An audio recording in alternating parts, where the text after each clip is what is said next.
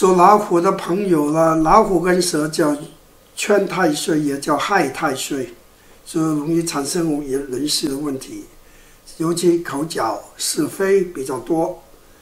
所以，在工作来说，大力于以口生财的行业，如讲学、宗教、调停，也利跟学有关的行业，就是外科医生、屠宰行业的也好。它金鱼性重，就是跟车、跟飞机有关系的。所以，要是你跟车有关系的行业，跟飞机有关系的行业，技能也不错。财来说了，以口生财。动中生财，整体也好，所以主动不主动，越动越好。感情方面来讲呢，口舌比较多一点，所以呢，低调一点，平平淡淡就好，不要要求太多，还要多点谅解，小心的谣言。健康来讲呢，整体还是好的，但是意外跟血光之灾还是比较多一点，所以要是你工作接触这个戾气很多的，还是再备小心。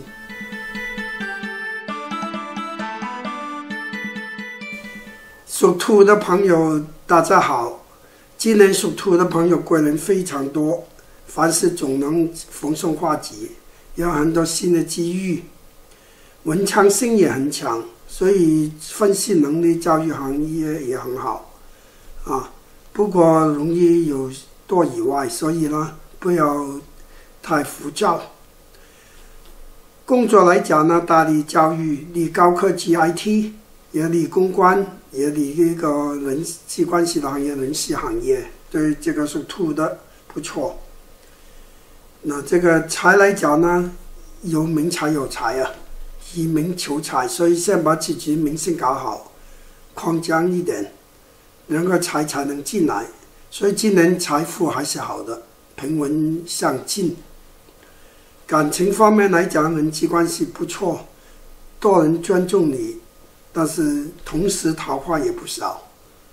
这个桃花看你怎么看，用得好是非常管用，尤其做买卖。健康来讲呢，不能做太剧烈的运动，容易受伤，但是平常身体还是蛮好的，由于这个贵人多的原因要恭喜你了，小兔。属龙的朋友，常常听过一个就中国人讲的话，龙蛇混杂，其实这种俗语都是从命理出来的，就是说龙是上天的蛇，蛇是下降的龙。其实很多龙是创造，蛇就把东西搞好，所以这个龙人今年人缘很好，比去年好，唯一不好就是犯了一个病星，多注意身体健康。那在工作来讲呢，这个龙人大力做这医疗有关系的行业，做保健、做医疗、中西医也可以，餐饮喜庆的行业也可以，娱乐事业有加。财来说收入还平稳，但是正财比偏财多一点。感情方面来讲，就是孤独性比较强，所以呢，没有太多的桃花。但是对结婚的龙来说，还是平平淡淡、长长久久，也是个好事。健康来讲，比较多小病小疼，容易犯了一个病星，所以多运动、多休息就是。